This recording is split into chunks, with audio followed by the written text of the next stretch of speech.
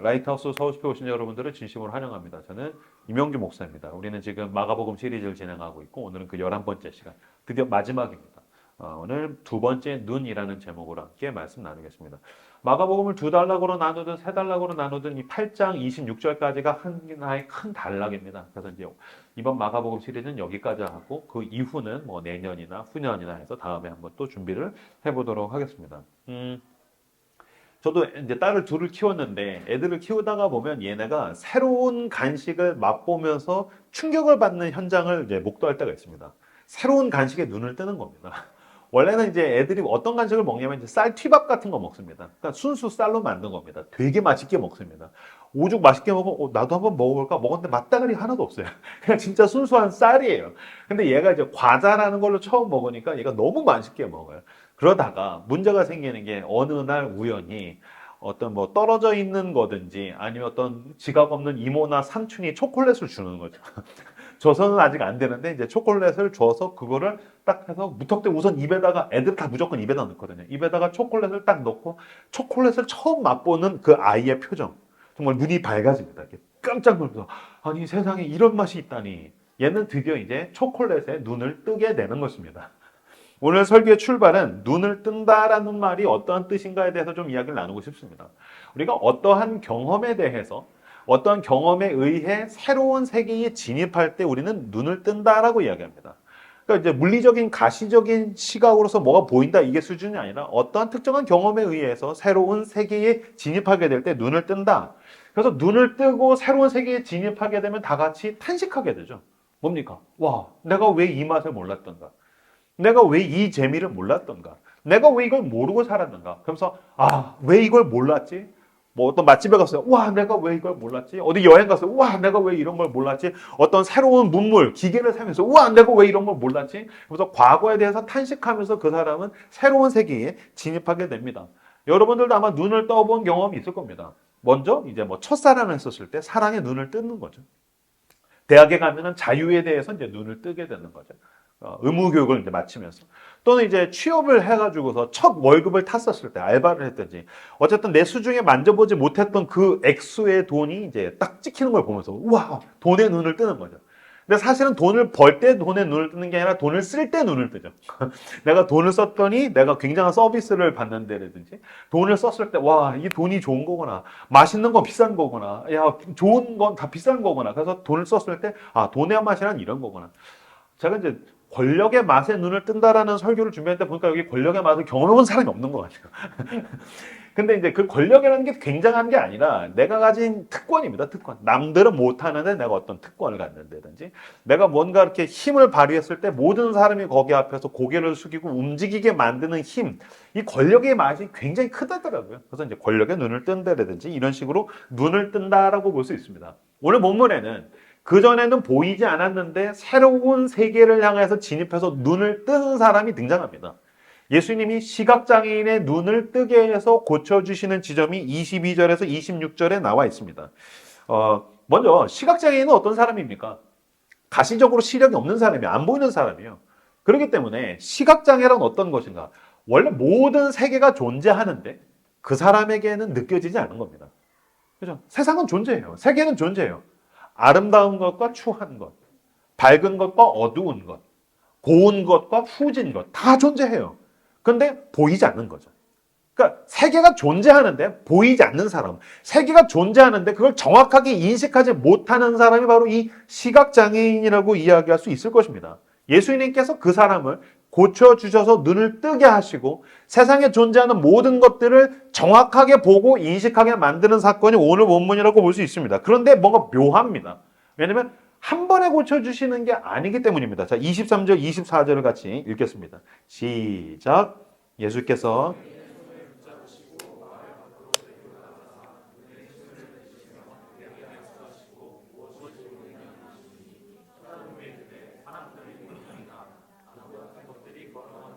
보나이다 하거늘.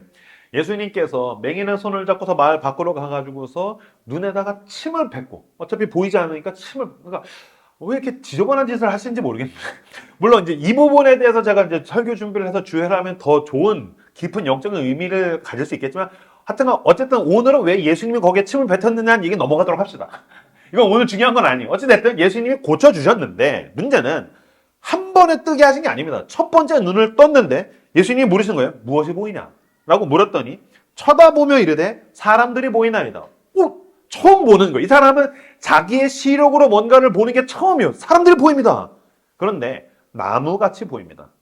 심각하죠. 사람이 보이는데 나무처럼 보이면 이건 보이는 거라고 얘기할 수 없죠. 그렇죠? 여기 지금 다 사람들인데, 오, 나무들이네. 이거 문제가 심각한 거지 않습니까? 그러니까 첫 번째 눈을 떴는데, 뜨개는 떴는데 뭔가가 지금 흐릿하고, 뭔가 왜곡되어 있고, 뭔가 온전히 보지 못한다는 겁니다. 삐뚤게 보고 있다는 게 첫 번째 시력이라고 볼 수 있습니다. 그래서 예수님께서, 안 되겠는데? 그래서 다시 재차, 기적을 일으키시죠. 자, 25절. 같이 읽겠습니다. 25절 읽겠습니다. 시작.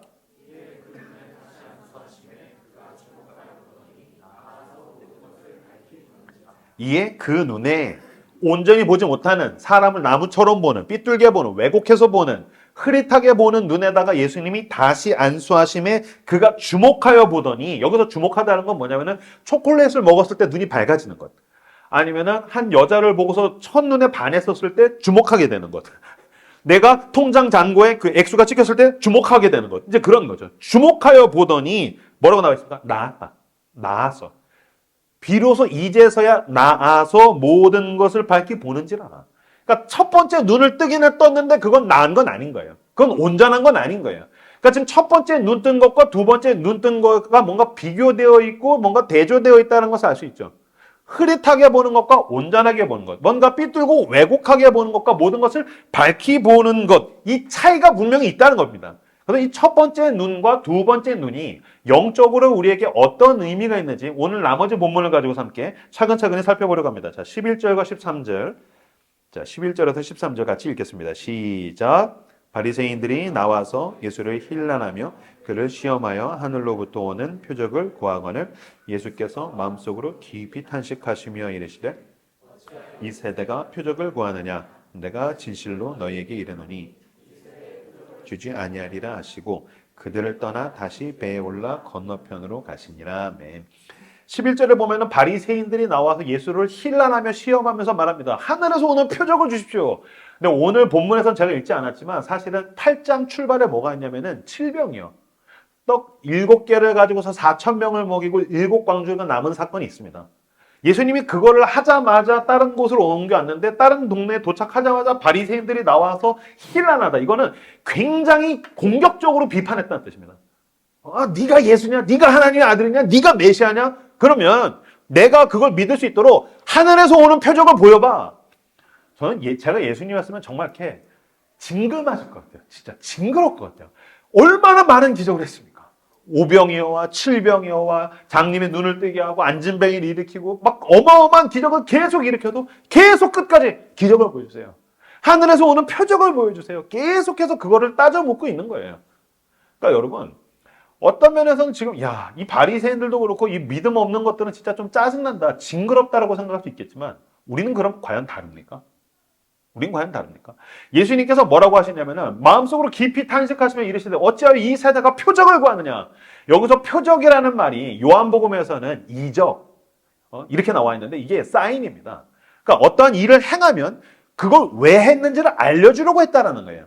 제가 자주 얘기하지만 제가 우리 딸한테 선물을 주면 선물을 통해서 하고 싶은 메시지가 있는 거죠. 뭡니까? 아빠는 널 사랑해. 제가 우리 딸에게 필요한 것들을 공급해 준다면 저건 거기에 메시지가 있는 거죠. 아빠는 너를 지켜줄 거야. 아빠는 너를 지키는 사람이야.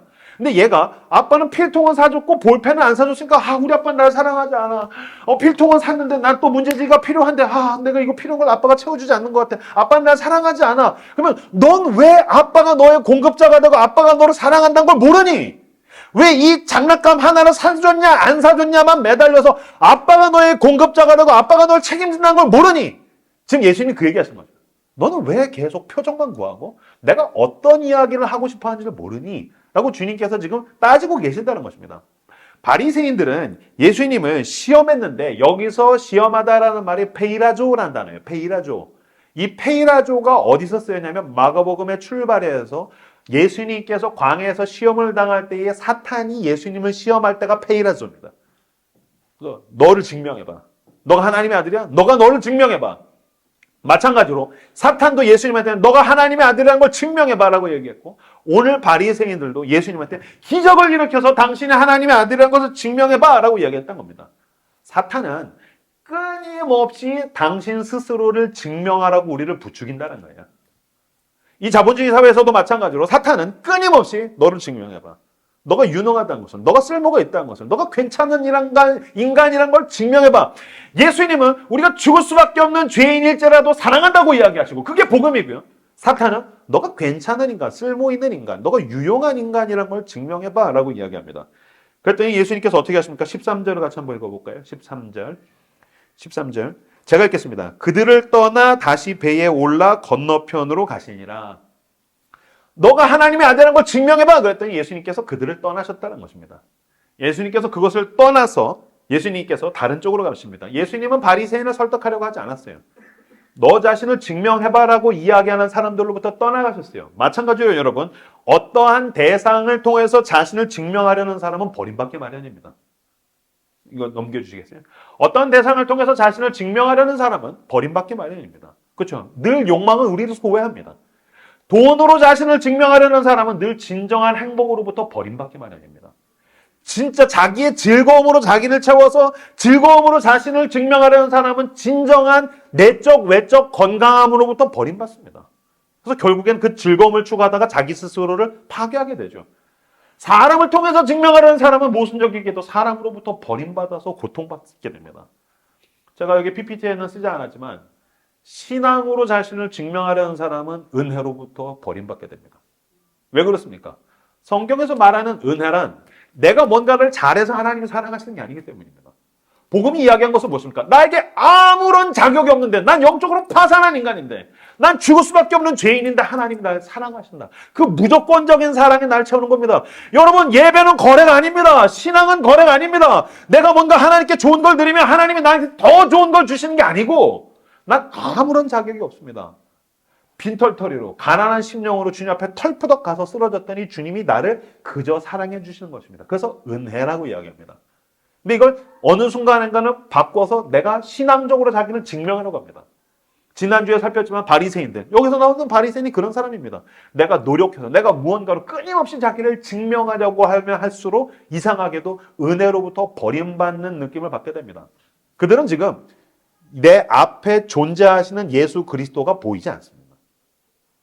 그들은 자기 증명에 갇혀서, 자기 욕심에 갇혀서, 자기 안에 갇혀서 내 앞에 있는 예수가 보이지 않습니다. 그들은 영적인 시각장애인인 것입니다. 이들이 영적인 시각장애인입니다.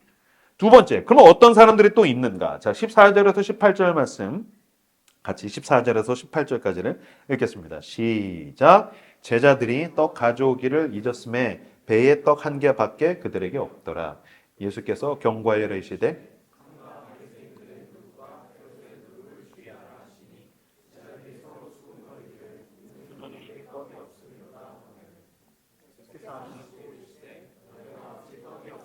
수군거리느냐? 아직도 알지 못하며 깨닫지 못하느냐? 너희 마음이 둔하냐? 너희가 눈이 있어도 보지 못하며 귀가 있어도 듣지 못하느냐? 또 기억하지 못하느냐? 예수님이랑 제자들이 바리새인을 떠나서 막 가고 있는데 배에서 제자들이 수군거리는 거죠. 야, 큰일 났어. 떡이 하나밖에 없어. 아까 예수님이 그 칠병이어로 떡 엄청 만들었을 때 그때 그 챙겼어야 되는데 떡을 안 챙겼어 하면서 막 수군거리니까 예수님께서 뭔가 이렇게 알 수 없는 말을 해요. 알쏭달쏭한. 예수께서 경고하여 이르시되 삼가 바리새인의 누룩과 헤롯의 누룩을 주의하라. 좀 이상한 말이긴 합니다. 떡 없다고 막 수군거리는데 그거 주의해.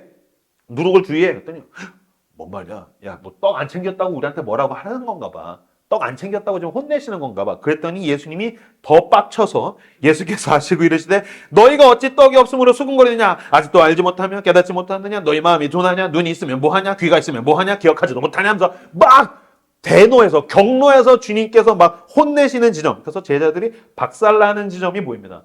왜 예수님께서 분노하셨을까요? 5병이요 7병이요를 2번이나 거듭했는데도 얘네들은 지금 그게 영적으로 무슨 의미인지를 못하고 눈은 오직 떡에만 있는 겁니다. 예수님이 오병이어로, 칠병이어로 떡을 떼어서 먹이시는 것 가운데 주님이 하고 싶은 말씀이 있었어요. 제가 아까 얘기했죠. 제가 우리 딸한테 필요한 걸 공급하고 선물을 줄 때 아빠는 널 사랑해. 아빠는 너한테 이런 존재야. 이 메시지가 더 중요한 거잖아요. 물론 꼬맹이니까 못 알아듣겠죠. 그럼에도 불구하고 어쨌든 예수님께서 떡을 떼서 먹이실 때 예수님이 하기 원하셨던 메시지는 뭐냐면 어차피 이 떡은 니네가 배고프다니까 주지만 이거 먹어봐야 도시락 한 끼야. 배설하면 끝이에요. 내가 생명의 떡이야. 너네는 먹이는 존재는 나야. 너네는 떡을 바라보면 안 되고 생명의 떡인 나를 바라봐야 돼. 예수님은 지금 그 이야기를 하고 싶으신 거예요. 그러니까 너네는 이 떡만 먹고 사는 게 아니라 너네는 지금 너네가 원하는 소원, 문제 해결, 그거 어떤 이슈, 이벤트 그것만 보고 가는 게 아니라 그걸 해결해 줄 때 하나님이 있어야 되는 거구나. 그걸 못 보면 아무 소용 없다라는 거예요. 여러분 우리도 똑같이 어떤 문제와 이슈 계속 거기에만 눈이 가 있지 않습니까?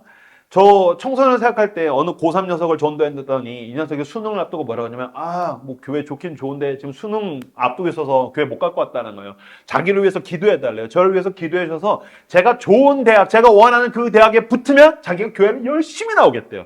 자기가 원하는 그 대학에 붙으면 진짜 하나님이 계신 줄 알고 열심히 교회를 나오겠다고 그랬어요. 약속을 지켰을까요? 안 지켰을까요? 안 지켰습니다. 제가 그 얘기 듣자마자 그래 기도해 줄게 라고 했는데 제가 속으로 알았어요. 이 새끼는 대학 가도 안 나온다. 어차피 이 새끼는 안 나온다. 왜요? 대학 가면 또 다른 문제가 등장하기 때문이죠. 대학 갔더니 온 세상이 끝납니까? 결말 맺는 겁니까? 해피엔딩 됩니까? 아니죠. 대학 가면 더 큰 문제들이 있습니다. 안 그래도 대학 가서 아무것도 없는 게 공허함으로 현타가 오는데 취업이라는 게 있죠. 연애라는 관문이 있죠. 제가 항상 얘기하지 않습니까? 저희 교회도 취준생들 엄청 많죠. 제가 취준생들 만나서 상담하고 신방할 때마다 그래 취업 준비하니까 힘들겠어요. 잘 지나가요. 기도할게요. 근데 제가 끝에쯤에 이제 어느 정도 적당한 위로를 한 다음에 제가 늘 마지막에 얘기하겠죠. 지금은 취업 때문에 힘들어 죽겠다고 하겠지만 언젠간 반드시 취업을 하게 됩니다. 취업을 하자마자 1년 내에 당신은 나한테 그 팀장 때문에 죽겠다라는 이야기를 하게 될 겁니다. 그러니 지금 취업 준비도 중요하지만 더 중요한 건 취업 준비하는 가운데에 하나님과 관계가 있는 사람, 하나님을 사랑하는 사람, 하나님의 사랑으로 채우는 사람이 되는 게 더 중요합니다. 취업을 했습니까? 그러면 거기서 예수님과 동행하는 게 중요합니다. 예수로 사는 사람이 되는 게 중요합니다. 솔로일 때에도, 연애할 때에도, 결혼할 때에도, 임신했을 때에도, 애를 낳았을 때에도, 월세, 전세, 자가주택, 하여튼간 우리의 삶 가운데서 중요한 것은 이 떡을 한 끼 먹느냐 마느냐보다 더 중요한 건 예수로 더불어 먹고 사는 사람이 되는 게 중요합니다. 주님은 그 이야기를 하시려고 당신에게 오병이어의 기적을, 문제 해결의 기적을 나타내시는데 우리는 떡만 보고 있다는 겁니다. 요한복음 6장 26절 보시면 여기에는 더 자세히 오병이어에 대한 이야기가 나와 있죠. 같이 읽겠습니다. 읽겠습니다. 시작.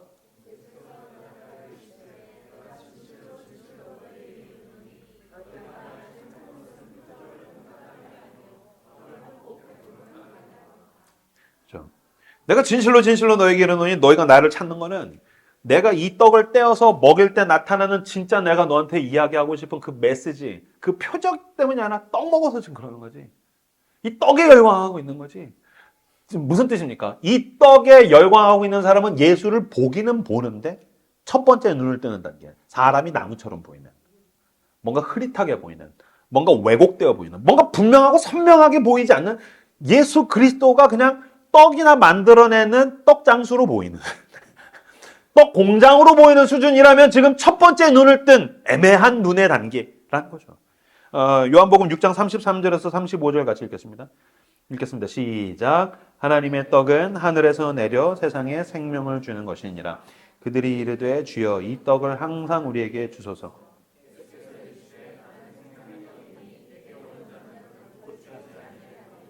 나를 믿는 자는 영원히 목마르지 아니하리라. 그러니까 예수님이 이 오병이어의 기적을 통해서 어쩌면 당신의 문제를 해결해 주시면서 당신의 기도에 응답하시면서 당신의 길을 열어주시면서 진짜 주님이 말씀하고 싶으신 건 뭡니까? 나는 생명의 떡이니 내게로 오는 자는 결코 주일이지 아니할 터이요 나를 믿는 자는 영원히 목마르지 아니하리라. 너가 그거 붙들고 있잖아. 너 또 배고파져. 너 그거 붙들고 있잖아. 또 목말라져. 그런데 이걸 준 나를 바라봐야지. 나한테 와. 내가 너를 영원히 먹일 거야. 내가 너의 영혼의 허기를 해결해 주시는 건 나밖에 없단다. 왜 그걸 모르니? 근데 떡 아니요. 그거 모르겠어요. 나 이거 해결해 주세요. 내가 원하는 거 이거 해결해 주세요. 라고 하고 있다면 지금 첫 번째 눈을 뜬 단계. 사람이 남으로 보이는 수준이란 것입니다. 사람이 남으로 보이는 흐릿함은 사실 우리 모두에게도 있습니다. 예수 그리스도를 구원자라고 이야기하지만 내 스스로 내 삶을 살아가야 된다고 생각하다가 보니까 내가 뭔가 갖지 못해서 염려와 걱정으로 매여 있다면 당신은 첫 번째 눈을 뜬 단계인 겁니다. 하나님이 내 인생의 주인이라고 이야기를 하지만 사실은 하나님을 끌어와서 내 욕망을 채우고 싶다면 당신은 지금 첫 번째 단계에 있는 것입니다. 흐릿하게 보이고 사람이 남으로 보이고 그리스도가 그리스도로 보이지 않는 겁니다. 하나님에게 내 인생의 목적이 있는 것이 아니라 주님이 나의 어떤 면에서는 도구 수준에 불과하고 있다면 그냥 일요일날 교회나 가는 수준이지 내가 평상시 가운데 주님과 동행하는 가운데 주님이 부어주시는 그 충만함으로 내가 채워지고 있지 못하다면 당신은 지금 첫 번째 눈을 뜬 단계. 그렇다면 당신이 이제 두 번째 눈을 뜨는 단계까지의 주님의 이끄심과 은혜가 우리 모두에게 필요할 수 있다는 겁니다.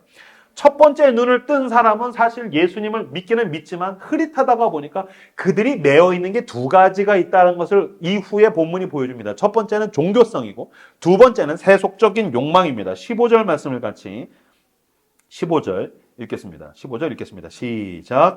예수께서 경고하여 이르시되 삼가 바리새인들의 누룩과 헤롯의 누룩을 주의하라 하시니 야, 우리 떡 하나밖에 없어. 그랬더니 예수님께서 이상한 이야기. 바리새인의 누룩과 헤롯의 누룩을 주의해라. 이게 뭔 말인가? 그런데 먼저 누룩은 뭐냐면 효모곰팡이라고 생각하시면 됩니다. 효모곰팡이. 이게 두 가지 때 2000년 전에 두 가지에서 쓰였습니다. 첫 번째 술을 빚을 때 썼고 두 번째로는 이 빵을 부풀릴 때. 그래서 지금은 베이킹 파우더를 쓰지만 이게 이제 효모곰팡이로 그거 했었습니다. 그래서 이게 뭔가를 굉장히 이렇게 부풀리는 확산시키는 힘이 있고요. 두 번째로는 이게 쭉 번져가는데 이게 좋은 곳에 쓰이지 못하면 곰팡이니까 어떻게 될까요? 썩게 되겠죠. 그러니까 변질시키는 것입니다. 이게 누룩입니다. 근데 예수님이 뭐라고 하셨냐면은 지금 너네가 첫 번째 눈을 떴을 때는 그래서 네가 지금 떡만 보이지 넌 바리새인의 누룩을 주의해야 되고 헤롯의 누룩을 주의해야 돼. 이게 뭔 뜻인가? 더 자세하게 보면 바리새인은 어떤 사람입니까? 종교성으로 무장된 사람이죠. 지난번에 살펴봤지만 하나님과의 관계에서 자기 의 자기 공로, 내가 하나님을 잘 믿고 나는 헌금을 하고 나는 헌신을 하고 나는 노력을 하고 그래도 나는 어떤 건 안 하고 난 어떤 건 하고 그러니까 나는 저 인간들과는 다르고 그렇게 자기 종교성에 갇혀 있는 사람이 바로 바리새인이에요. 그래서 그들의 누룩을 주의해라. 두 번째, 헤롯은 어떤 사람입니까? 당시 왕이죠. 근데 이 왕이 어떻게 했습니까? 자기의 욕망을 채우려고 세례 요한의 목을 잘랐습니다. 그러니까 자기의 세속적 욕망 때문에 수단과 방법을 가리지 않는 사람이 헤롯인데 그들의 누룩을 주의해라라고 얘기했어요. 근데 제가 오늘 본문을 묵상하는데 이상해요. 뭐가 이상하냐면 너네는 헤롯처럼 되면 안 돼. 바리새인이랑 가까이 하지 마. 바리새인처럼 될까 봐 무섭다. 뭐 이렇게 얘기할 수 있잖아요. 근데 뭐라면 그들의 누룩을 주의해라. 왜 그럴까요? 지금 우리도 그럴 거예요. 왜 우리가 생각하는 야 진짜 인간이 뭐 이런 인간이 다 있냐? 어떤 큰 죄를 저지르거나 진짜 사회에서 보게 되는 직장에서 보게 되는 또는 어떤 종교인 가운데 어떤 스캔들을 일으키는 목사들 가운데 돈 문제가 있는 사람 가운데 재벌 가운데 연예인 가운데 대형 사고를 치는 사람을 보면 뭐라고 생각해요? 야, 뭐 저런 인간이지. 우린 경멸하고 혐오하죠. 왜 그럴까요? 나랑 다른 인간이라고 생각한 거예요. 예수님 뭐라고 하시냐면 그들을 조심해라고 하지 않고 그들의 누룩을 조심해. 무슨 뜻이에요? 그들의 누룩이 지금 너한테도 있어요. 그 헤롯의 누룩, 헤롯이랑은 다르죠. 왜? 그는 왕이니까. 우리는 사실은 더 가난하죠. 힘이 없죠. 연약하죠. 별 볼 일 없죠. 하지만 비슷한 누룩이 있어. 그래서 번져가고 너도 헤롯처럼 되는 거야. 너가 그렇게 지탄하고 손가락질했던 그 어떤 종교인 그들하고 좀 다르다고 볼 수 있겠죠. 하지만 똑같은 누룩이 지금 너 안에 있어. 그래서 그게 번져가고 있어. 그래서 넌 지금 사실은 조금씩 변질되고 있어. 넌 사실은 뭔가 지금 왜곡되고 있어. 썩어지고 있어. 그들의 누룩을 주의하라라고 주님이 지금 우리에게 이야기하고 계시는 것입니다. 마가복음 6장 25절 말씀 같이 읽겠습니다. 시작.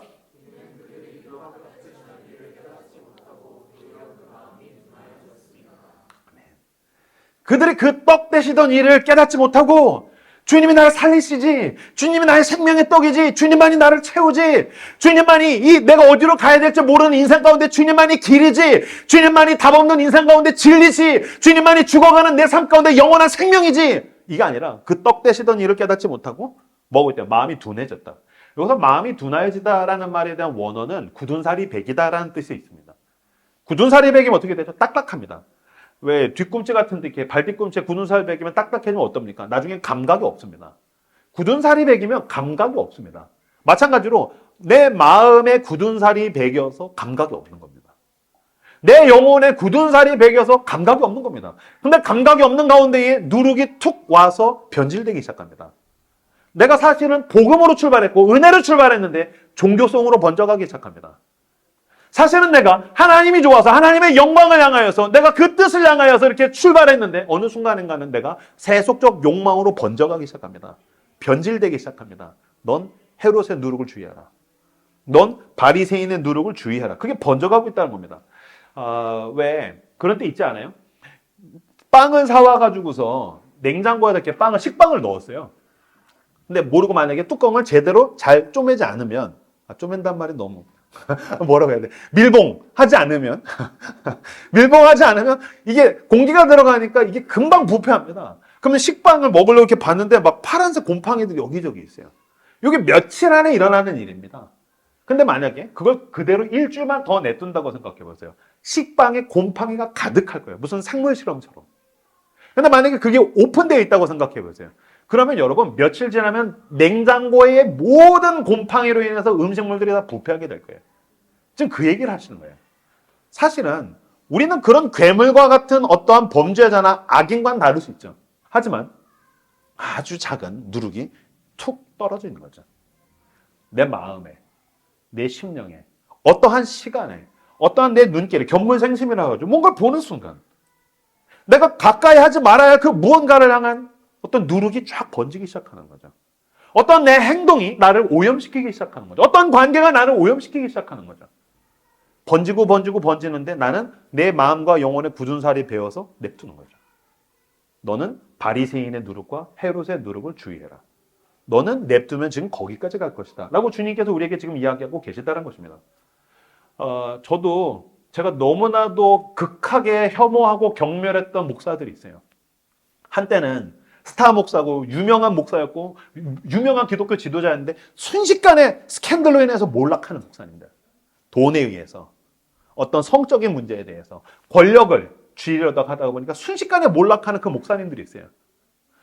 제가 사랑하는 제 스승께서 그 얘기 하시더라고요. 형규야, 난 그런 생각해. 그 사람들은 내 나이 때 나보다 더 하나님을 사랑하지 않았을까? 나보다 더 기도하고 나보다 더 성경 읽고 나보다 더 열심히 전도하고 나보다 더 탁월했을 텐데 어쩌다가 그 사람들이 순식간에 몰락하게 됐을까? 어느 순간인가 영혼의 굳은 살이 배겨서 누룩이 번지고 있는데 냅두는 거죠. 그러면 거기까지 가게 되더라라는 것입니다. 마찬가지로 여러분의 삶에 작은 누룩이 툭 하고 떨어집니다. 거짓의 누룩이 떨어집니다. 불의한 이득의 누룩이 툭 떨어집니다.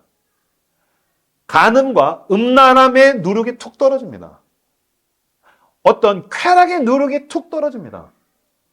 그것이 점점 번져갑니다. 분노가 커져가기 시작합니다. 원망과 불평이 커져가기 시작합니다. 우울함이 커져가기 시작합니다.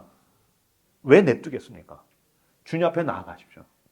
내가 어디가 썩어 있는지를 주님께 내어 보이십시오. 요한복음 3장 제가 읽겠습니다. 요한복음 3장 14절에서 20절까지. 20절은 유명한 구절이에요. 아마 여러분 가운데 많이 아실 겁니다. 볼지어다 내가 문 밖에 서서 두드리노니 누구든지 내 음성을 듣고 문을 열면 내가 그에게로 들어가 그와 더불어 먹고 그는 나와 더불어 먹으리라. 이거 아마 회심할 때 처음 예수님 영접할 때 많이들 읽어주는 구절입니다. 볼지어다 내가 문 밖에 서서 두드리노니 내가 너로 더불어 먹고 그는 나와 더불어 먹으리라. 근데 사실은 여러분 엄밀한 면에서 이거는 회심할 때 읽는 구절이 아닙니다. 제가 전문을 읽어드리겠습니다. 라오디게아 교회를 향해서 보낸 겁니다. 15절.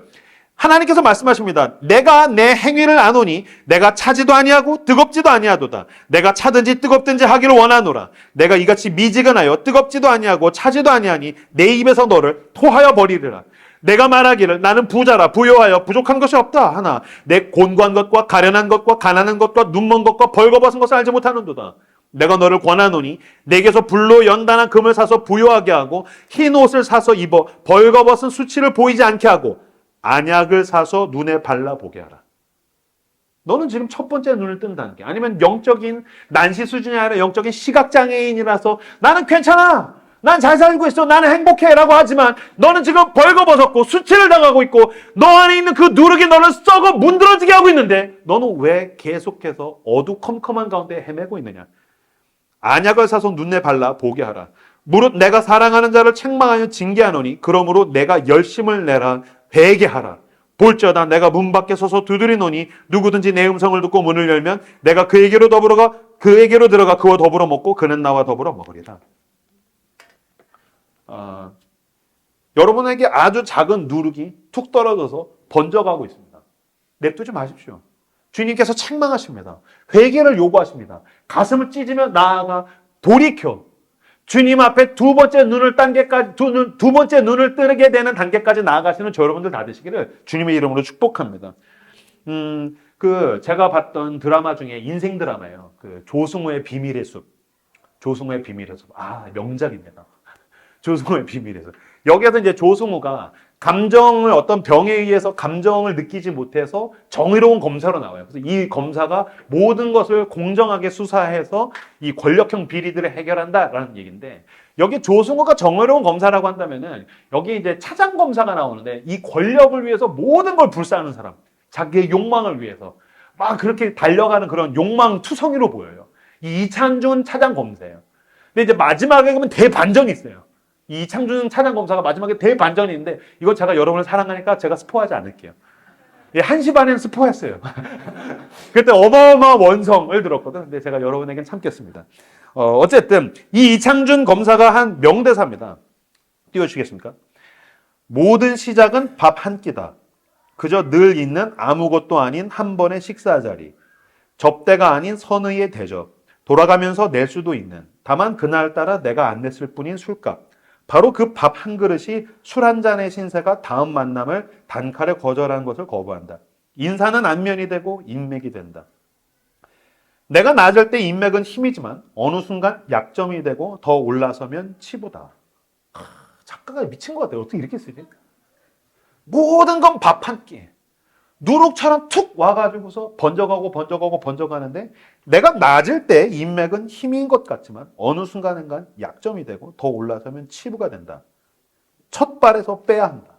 이건 뭐 거의 보급이죠. 첫 발에서 빼야 한다. 첫 시작에서. 마지막에서 빼내면 대가를 치러야 한다. 그렇다면 그렇다 해도 기꺼이. 그러면서 이제 이 검사님이 스스로 이제 죽게 되는 거예요. 이거 스포네요. 1시 반에도 이런 식으로 얘기했어요. 나쁜 놈인 줄 알았는데 죽으면서 자기가 굉장히 좋은 사람인 걸 드러내는 건데, 어쨌든 첫 발에서 빼야 한다.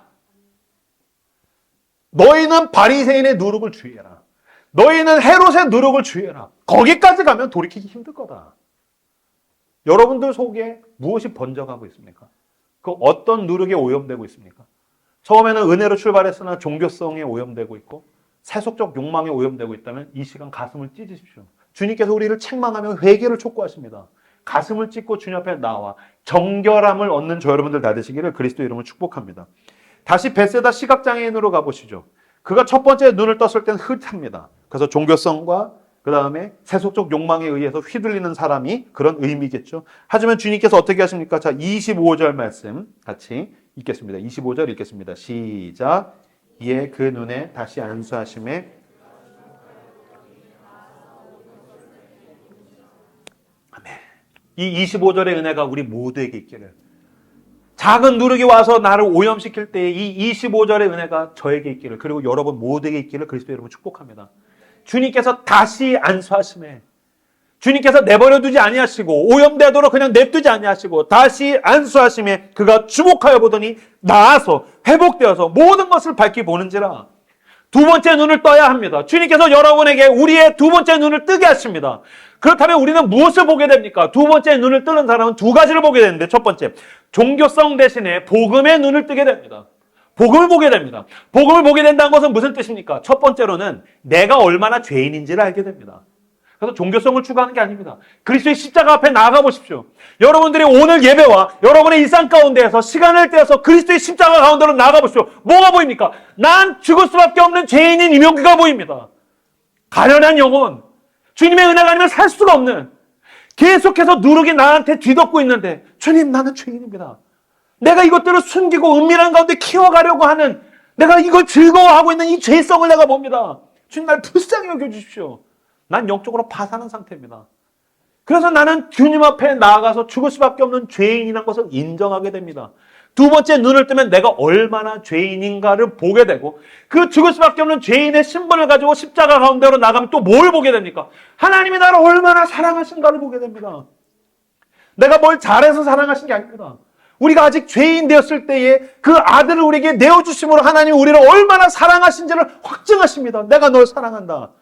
아무것도 바랄 게 없어서, 기댈 게 없어서, 의지할 게 없어서 빈손으로, 가난한 심령으로 나아가면 주님이 우리를 사랑하십니다.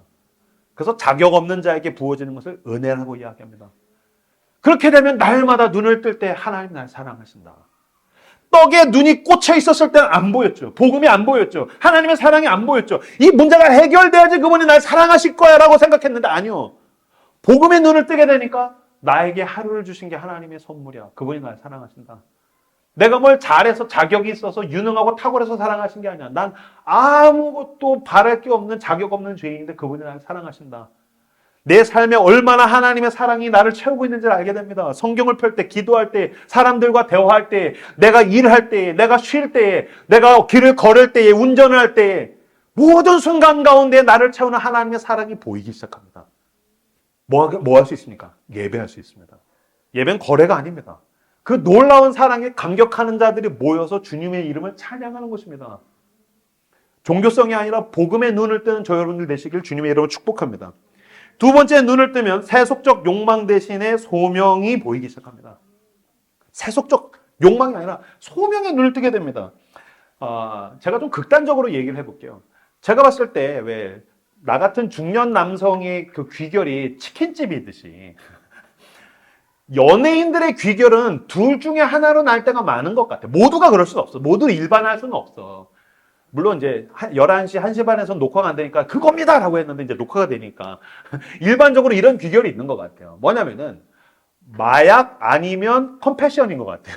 봉사활동. 이 둘로 귀결이 되는 것 같아요. 마약 아니면 봉사활동. 이쪽으로도 많이 가시는 것 같아요. 물론 이제 그 케이스가 크게 보이는 거겠죠. 근데 그런 생각을 해봐. 왜 마약을 할까? 그렇게 유명한데? 그렇게 돈이 많은데? 그렇게 많은 사람들에게 사랑과 인기를 받는데 왜 마약을 할까? 수많은 인기가 오는데 여러분 체감하지 못합니다. 체감하지 못합니다. 우리가 다 인기가 없으니까 인기가 있으면 체감할 수 있을 것 같죠.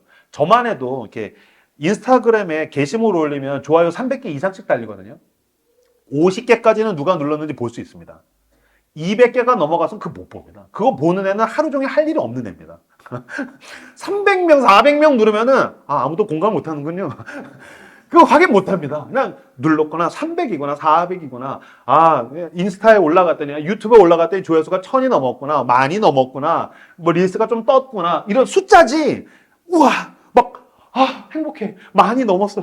좋아요가 300이 넘었어. 300명이 날 사랑하고 있어. 못 느낍니다. 돈이 어느 순간 이상 오면은 내 통장 자산이 나를 행복하게 해줄 거라고 믿는 거지 그건 느끼지 못합니다. 숫자잖아요. 어떻게 느껴요? 못 느껴요.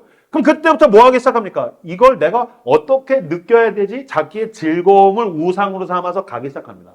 모든 걸 동원해서 자기를 즐겁게 만들어 주려고 할수록 그 사람은 자기를 파괴합니다. 제가 아까 말씀드렸죠. 바리새인처럼 자기를 증명하려 할수록 그 사람은 버림받게 됩니다. 소외받게 됩니다. 결국엔 자기의 삶을 스스로 파괴해서 산산조각을 내버립니다. 반대의 경우가 있죠. 더 이상 내가 나를 즐겁게 만들어주지 않기로 결단을 하는 거죠. 그게 뭡니까? 봉사활동이죠. 뭐 차인표 씨 같은 경우만 해도 컴패션에 가서 연예인으로 아무리 인기가 있고 유명해지고 돈을 벌고 그랬는데도 만족이 없었다고. 심지어 교회를 다녀도 만족이 없었다고. 그런데 뭐 컴패션에서 거기 제3세계 가서 가난한 나라에 있는 한 아이에게 끌어안고서 서로를 환대해 주는 가운데 난 이러라고 사는 거구나. 그래서 돌아와서 자기가 가지고 있는 모든 것들을 동원해서 누군가를 돕는 데 쏟아붓죠. 코클리라는 신학자가 이렇게 이야기했습니다. 희생은 거짓된 욕망의 필수적인 정화이다. 거짓된 욕망은 우리를 죽음으로 끌고 간다는 거예요. 난 즐겁고 싶어. 나는 사람들에게 사랑받고 싶어. 난 더 어떤 힘을 더 가지고 싶어. 난 나를 증명하고 싶어. 그 거짓된 욕망은 우리를 죽음으로 끌고 간다는 거예요.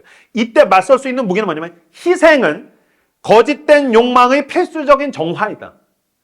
그게 나를 죽음으로 몰아갈 때 희생이 무기라는 거예요. 그것과 맞서 싸울 수 있는 방법은 희생이라는 거예요. 그러니까 이 희생은 하나님께서 당신을 통해 하나님의 나라를 세우기 위한 널 도구로 쓰는 게 아니라 희생을 해야 내가 더 안전해진다는 거예요. 희생이 나를 생명으로 이끌어간다는 거예요. 희생이 나를 더 건강하게 만든다는 거예요. 여러분, 즐거움을 추구하던 사람이 어느 순간인가 즐거움을 희생시키는 거예요. 그래서 다른 사람을 즐겁게 해주려고 내 즐거움을 막 희생시켜요.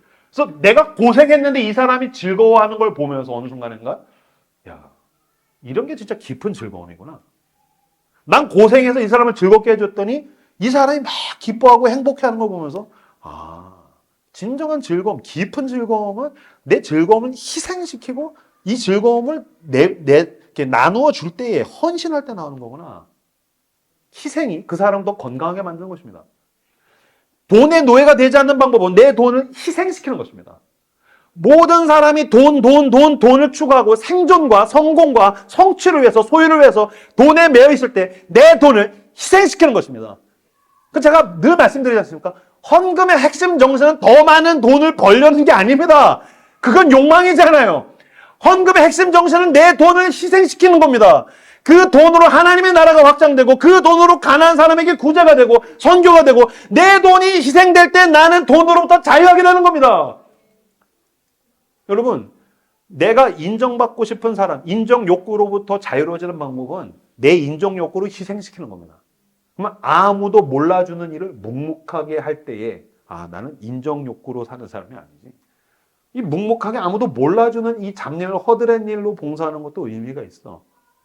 그런 식으로 희생으로 하나님께서 원하시는 소명을 향해서 눈을 뜨고 가시는 여러분들 다 되시기를 그리스도의 이름으로 축복합니다. 그래서 두 번째 눈을 뜬 사람은 더 이상 세속적 욕망이 아니라 내 삶을 희생해 나아가면서 소명을 향해 가기 시작합니다. 하나님의 뜻을 향해서 가기 시작합니다. 그리고 이 두 번째 눈을 뜨는 것은 하나님의 은혜와 말씀과 이런 것들을 통해서 나타나기도 하지만 고난을 통해서 이루어지기도 합니다. 그래서 하나님께서 우리의 삶 가운데에 고난을 허용하시는 것입니다. 좌절과 체념을 허용하시는 것은 그것을 통해서 두 번째 눈을 뜰 때가 있기 때문이라는 겁니다. 제가 이번 주에 어떤 인스타그램에서 짤을 봤는데 30년 된 크리스찬의 고백. 이 사람은 원래 취업을 했었을 때 모태신앙인데 신앙에는 아무 관심 없고 오직 목표는 임원이 되는 거였대요. 그 회사에서 임원이 되는 거. 그래서 신앙적으로 뭘 하고자 하시고 다 필요 없고 그냥 일요일에 교회만 가고 이 사람은 모든 수단과 방법을 동원해서 난 임원이 되겠다. 술을 먹고 불법과 편법을 쓰고 사람을 사랑하고 섬기는 이런 거 전혀 없고 오직 이기적인 욕망에 의해서 난 임원이 되겠다. 수십 년을 그렇게 갔는데 임원에서 미끄러지게 됩니다. 좌절하게 됩니다. 그래서 큰 고통의 시간을 지나갑니다. 그때 고통의 시간 가운데 하나님 앞에 나아가서 기도하고 은혜를 받은 다음에 두 번째 눈이 뜨이기 시작해요. 나는 더 이상 임원을 위해서 살지 않겠다. 나는 나 스스로를 위해서 살지 않겠다. 그래서 친구들이 와서 회사에서 야, 술 먹으러 가자. 그랬더니 놀랍게도 두 번째 눈이 뜨였더니 굉장히 용기가 생겼다는 거죠. 안 먹어. 야, 너 원래 잘 먹었잖아. 나 원래 교회 다녔는데 그냥 먹은 거였어. 나 이제 안 먹어. 야, 너 이런 거 편법, 이런 거 불법 해야 돼. 안 해. 야, 너 이거 하면 안 돼. 어차피 임원도 안 됐는데 안 해. 됐어, 꺼져. 그래서 두 번째 눈을 뜨고 그가 하나님께서 원하시는 그 길을 향해서 새로운 걸음을 내딛기 시작했다는 거예요. 우리의 삶의 고난은 때때로 우리를 체념하게 만들어서 두 번째 진실한 눈을 뜨고 하나님의 나라를 향해서 걸음을 내딛게 만들 때도 있습니다. 반주해 주시겠습니까? 제가 예전에 설교 때 이야기했던 적이 있는데 이영표 선수의 인터뷰 이야기로 마무리를 지려고 해요. 이영표 선수는 지금 크리스찬으로서도 대단하고 사회에서도 굉장한 영향력을 끼치는 사람이죠. 이영표 씨가 인터뷰를 했는데 당신의 축구 인생에서 가장 중요했던 시간이 언제입니까? 제가 그 인터뷰를 봤는데 너무 재밌었어요. 당신의 축구 인생에서 가장 중요한 시간은 언제였습니까? 제가 봤을 때 2002년 월드컵 때인가? 코치가 됐을 때인가? 어떤 때지? 로마에 가겠다고 해외에 탁 영입됐을 때인가? 어떤 때였을까? 뭐라고 얘기하냐면은 대학교 4학년 때 국가대표 선발전에서 탈락한 날이래요. 그날이 왜 중요합니까? 자기는 대학 때 내내 오직 국가대표를 위해서 살았대요. 국가대표. 친구들, 동료들이 술 마시러 가도 새벽까지 축구했대요. 동료들 잘 때도 자기는 2, 3시 새벽까지 축구했대요. 연애할 때도 축구했대요. 자기는 오직 국가대표를 위해서 계속해서 누구보다도 성실하고 열정적으로 축구했다는 거예요.